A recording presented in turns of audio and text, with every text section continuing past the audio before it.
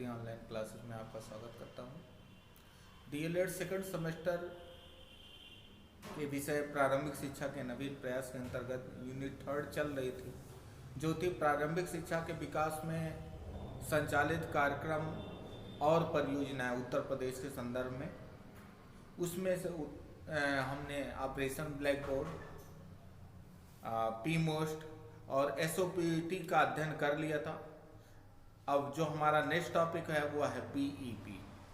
BEP मतलब basic शिक्षा परियोजना, जिसको हम कहते हैं बेसिक एजुकेशन प्रोजेक्ट। अगर इस बेसिक शिक्षा तो 1972 में ही आई थी, लेकिन अगर बेसिक शिक्षा परियोजना जो उत्तर प्रदेश में लागू हुई तो यह परियोजना उत्तर प्रदेश में 5 अक्टूबर 1993 में लागू हुई। कब? 5 अक्टूबर 1993 से उत्तर प्रदेश में प्रभावी हुई। ध्यान रखिएगा, उत्तर प्रदेश के लिए ही बेसिक शिक्षा परियोजना हुई थी और ये 5 अक्टूबर 1993 में लागू हुई। और जब ये लागू हुई तो 17 जनपदों अर्थात 17 जिलों में लागू हुई थी। और यह जो परियोजना है सन 2000 तक चली थी, अर्थात सन 2000 में यह परियोजना पूर्ण हो गई थी। और जो ये परियोजना लागू हुई थी, ये निम्नलिखित लक्ष्यों के आधार पर लागू हुई थी कि निम्नलिखित कार्यों को करना है, निम्नलिखित इसके लक्ष्य होंगे। वो क्या था कि सार्वजनिकरण में नामांकन, सबसे महत्वपूर्ण जो इसका काम था कि नामांकन कराना है प्राथमिक शिक्षक में। बच्चों का जितने ज़्यादा से ज़्यादा बच्चे हों का नामांकन हो सके प्राथमिक शिक्षा को बढ़ावा देने के लिए, उतना ज़्यादा इसमें नामांकन कराना है प्राथमिक शिक्षा के विकास के लिए। इसका ये 1992 के जो संशोधित राष्ट्रीय शिक्षा नीति 1986/1992 में आई थी, उसके बाद ये आया उत्तर प्रदेश में। तो प्राथमिक शिक्षा को बढ़ावा देने के लिए, उसके विकास के लिए ये परियोजना लागू की। उसमें सबसे महत्वपूर्ण काम क्या था कि नामांकन कराना। और दूसरा अगर लक्ष्य देखा जाए तो लक्ष्य ये था कि शिक्षा की अवधि में पूर्णता, बच्चे अव्यय न करें। अव्यय हमने अवधि में पूर्णता से तात्पर्य है कि बच्चे 6 महीने में छोड़ के चले जाते थे स्कूल, तो ऐसा ना हो। बच्चे पूरे स्टडी करें, पूरे साल पढ़ाई करें, ये ना कि 2 महीने पढ़े छोड़ के चले जाए। तो वो अव्यय का काम करते थे, तो उसको कमी करना था। साथ साथ शैक्षिक गुणवत्ता में सुधार करना था। ये इससे संबंधित है। दूसरा पॉइंट, शैक्षिक गुणवत्ता का जो सुधार है ये इससे संबंधित है। ये दोनों आपस में अगर कहा जाए संबंधित है। भाई शैक्षिक गुणवत्ता में सुधार होगा तो शिक्षा की अवधि की पूर्णता होगी, बच्चे स्कूल छोड़कर नहीं जाएंगे, बच्चे में रुचिपूर्वक शिक्षा मिलेगा, सब कुछ मिलेगा, तो वो उसकी गुणवत्ता में उसके सुधार हो सके। साथ साथ शैक्षिक नियोजन एवं प्रबंधन का विकेंद्रीकरण हो सके। विकेंद्रीकरण का तात्पर्य है कि अभी जो शैक्षिक नियोजन एवं प्रबंधन के लिए हमें कोई भी छोटा छोटा काम करना था तो उच्च स्तर से जाके हमें परमिशन लेनी पड़ती थी। ऐसा नहीं, हर स्तर पर इससे संबंधित निकायों को, इससे संबंधित विभागों को स्थापित करके वह स्तर के लोग उससे संबंधित निर्णय को, छोटे मोटे निर्णय को ना ले सके, जिससे समय की बचत और किसी कार्य को जल्दी से जल्दी किया जा सके।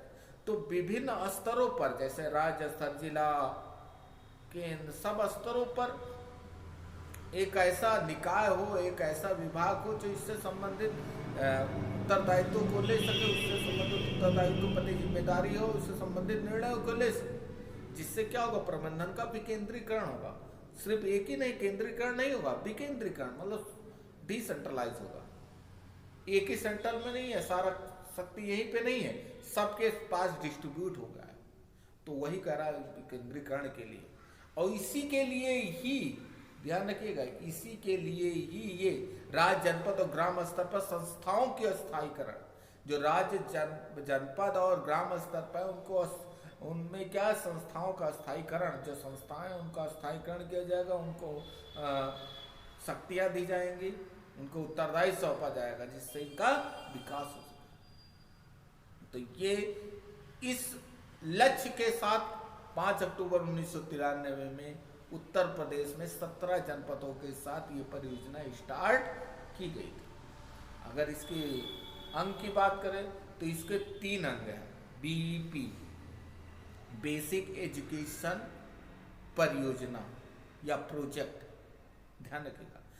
फुल फॉर्म याद रखिएगा, हमने आपको बताया थर्ड यूनिट से संबंधित जितने भी चीजें उसमें से फुल फॉर्म आपको 2-3 का जरूर पूछेगा। तो बीपी बेसिक परियोजना प्रोजेक्ट, बेसिक एजुकेशन प्रोजेक्ट 1993, ध्यान रखिए, उत्तर प्रदेश के लिए लागू हुई थी, 93 से लागू हुई। तो इसमें 3 अंग, संस्थागत क्षमता में वृद्धि करना, संस्थागत क्षमता में वृद्धि करना। भाई संस्थागत क्षमता में वृद्धि वही चीज अभी विकेंद्रीकरण से संबंधित है। इसके अंतर्गत राज्य, जनपद और स्थानीय स्तर पर क्या करना है, राज्य स्तर पर, जनपद स्तर पर, राज्य स्तर पर, जनपद स्तर पर, स्थानीय स्तर पर प्रबंधन में सहयोग प्रदान करना। क्या करना है, प्रबंधन में सहयोग प्रदान करना वाली इकाइयों की स्थापना करके पूरे राज्य में, पहला जो था नामांकन में सार्वजनिकरण, 6 से 14 वर्ष के बालकों का 100% बालकों का नामांकन। कैसे, 100% बालकों का, मतलब राज्य, जनपद और ग्राम स्तर पर इकाइयों का स्थापित करके 100% बालकों का क्या करना है, नामांकन करके विद्यालय सुविधाओं एवं नियोजन करना था, जिसको सक्रिय सामुदायिक सहभागिता सुनिश्चित करने का प्रमुख आयाम था। कहने का मतलब है संस्थागत क्षमता में वृद्धि करना था।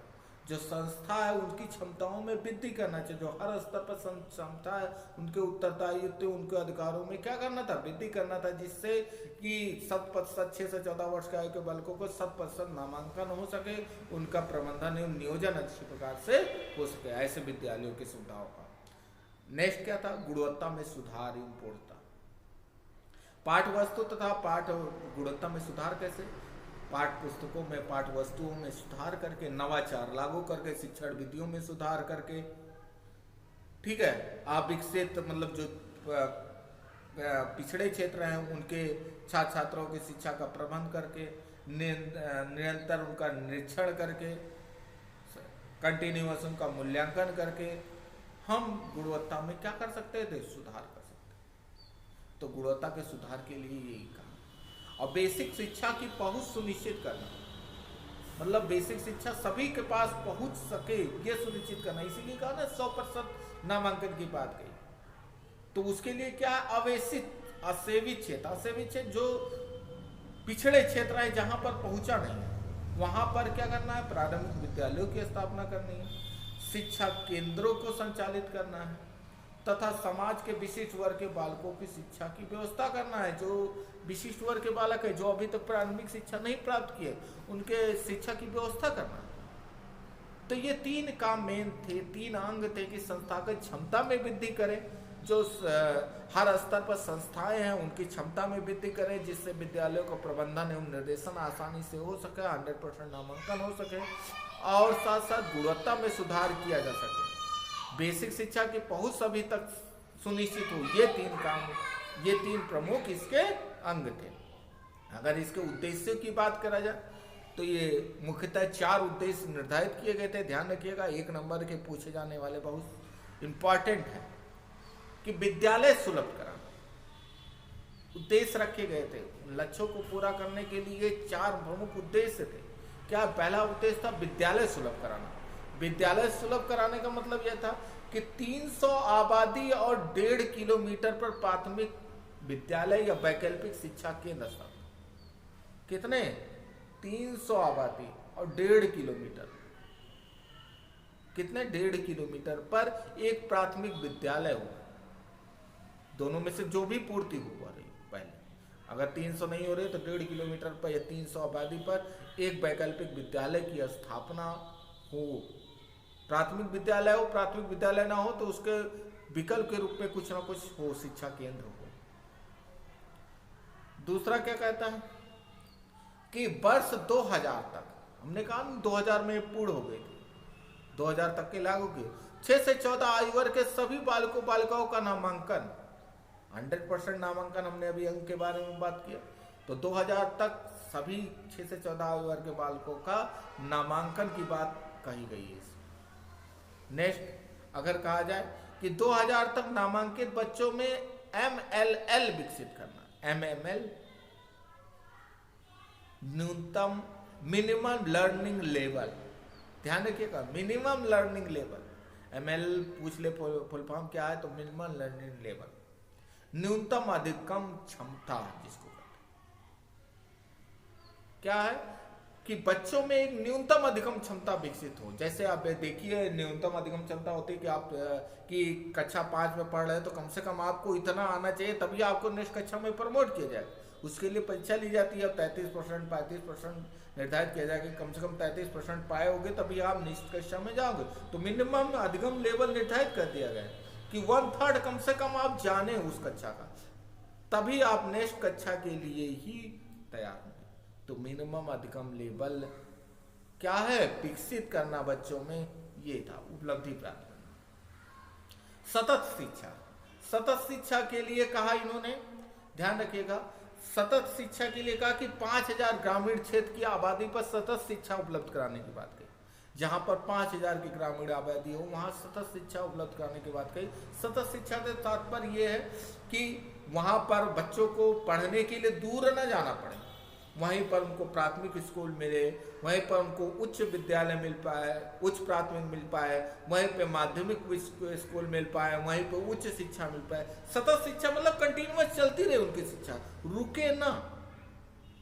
तो ऐसी जगह जहां पर 5000 ग्रामीण की आबादी है वहां पर उच्च प्राथमिक, माध्यमिक और उच्च विद्यालयों की स्थापना या उच्च शिक्षा सुविधा उपलब्ध कराने की इसका उद्देश्य था। ये उद्देश्य, ये प्रमुख 4 उद्देश्य थे। अगर इसके कार्य की बात करी जाए तो कार्यों को 2 भागों में बांटा गया, 2 प्रबंध कार्य बताया गया है इसके मुद्दा। एक है प्रबंधकीय कार्य, प्रबंध करना, किसी चीज के लिए मैनेजमेंट करना, व्यवस्था करना। तो प्रबंधकीय कार्य के लिए हर स्तर पर, ध्यान रखिए, एकेडमिक कार्य हो चाहे प्रबंधकीय कार्य, तो उसके लिए संस्थाओं की स्थापना की गई है, विभागों की स्थापना की गई है।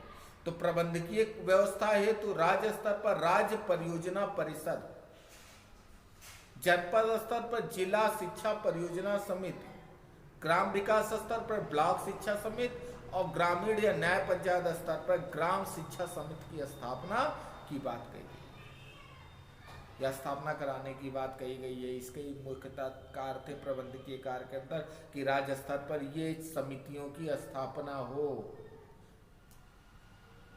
जिससे प्रबंधकीय कार्य अच्छे से चल सके। और एकेडमिक कार्य के लिए राज्य स्तर पर राज्य शैक्षिक प्रबंधन एवं प्रशिक्षण संस्था सीमैट, ध्यान रखिएगा कौन सा सीमैट, सीमैट का फुल फॉर्म पूछा जाता है, state institute of education management and training, state institute of education management and training, ध्यान रखिएगा सीमैट, राज्य शैक्षिक प्रबंधन एवं प्रशिक्षण संस्थान की बात कही, राज्य स्तर। जनपद स्तर पर डाइट की, जिला शिक्षा एवं प्रशिक्षण संस्थान, इसके बारे में आप जान रहे हैं, इसके बारे में बताने की जरूरत नहीं है। ब्लॉक स्तर पर या विकास खंड स्तर पर ब्लॉक संसाधन के BRC के बारे में, न्याय पंचायत स्तर पर, ग्रामीण स्तर पर, ग्राम स्तर पर न्याय पंचायत संसाधन के NPRC, उसका लिखा नहीं शॉर्ट फॉर्म, NPRC जिसको कहते हैं, BRC block resource centre, NPRC नगर पंचायत रिसोर्स सेंटर ये कहा जाता है। तो इस 4 स्तर पर एकेडमिक और प्रबंधकीय कार्य करने के लिए इन संस्थाओं की स्थापना की बात कही गई है। या इन संस्थाओं का कोई क्वेश्चन पूछता है कि उत्तर प्रदेश में इन संस्थाओं की स्थापना किसके तहत की गई है, तो बेसिक शिक्षा परियोजना के अंतर्गत की गई है या बेसिक एजुकेशन प्रोजेक्ट के अंतर्गत इन संस्थाओं की स्थापना की गई है। इसकी संकल्पना तो पहले भी आ गई है, लेकिन उत्तर प्रदेश की बात करें कि उत्तर प्रदेश में इसके स्थापना पर जोर की बात कब कही गई है, तो बेसिक शिक्षा परियोजना के अंतर्गत इसके उस बात कही गई है। और अगर इसके कार्यों के क्रियान्वयन की बात करें कि बेसिक शिक्षा परियोजना के कार्यों का क्रियान्वयन कैसे करेंगे, तो राज्य शैक्षिक अनुसंधान एवं प्रशिक्षण परिषद का सुदृढ़ीकरण करके, जिसको कहते हैं NCERT, उसका सुदृढ़ीकरण करके इसके कार्यों के क्रियान्वयन कर सकते हैं। प्रत्येक जिले में डाइट की स्थापना करके कर सकते हैं, क्योंकि जो शुरू हुआ था डाइट की संकल्पना राष्ट्रीय शिक्षा नीति 1986 में ही आई थी। उसके अंतर्गत ही आई थी, लेकिन प्रत्येक जिले में सुदृढ़ीकरण करके स्थापित करके इसको और अच्छे से किया जा सकता, सुदृढ़ीकरण किया जा सकता है, क्योंकि एकेडमिक कार्य के लिए इन्होंने डाइट को बताया है राज्य जिला स्तर पर। राज्य शैक्षिक सीमेट की, राज्य शैक्षिक प्रबंधन एवं प्रशिक्षण संस्थान की स्थापना द्वारा क्रियान्वयन कर सकते हैं। विकास खंड एवं न्याय पंचायत संदर्भ के, विकास खंड एवं न्याय पंचायत स्तर पर हमने अभी बताया कि एक ब्लॉक स्तर पर प्रबंधकीय कार्य और ब्लॉक स्तर पर एकेडमिक कार्य तथा न्याय पंचायत स्तर पर प्रबंधन एकेडमिक कार्य, इन संस्थाओं की स्थापना नहीं है तो संस्थाओं की स्थापना तथा इन संस्थाओं के अधिकार एवं कर्तव्यों को सुदृढ़ीकरण करके हम कर सकते हैं। बालिका शिक्षा की व्यवस्था की बात कही गई है तथा शिशु केंद्रों की स्थापना। शिशु केंद्र एक नया चीज है।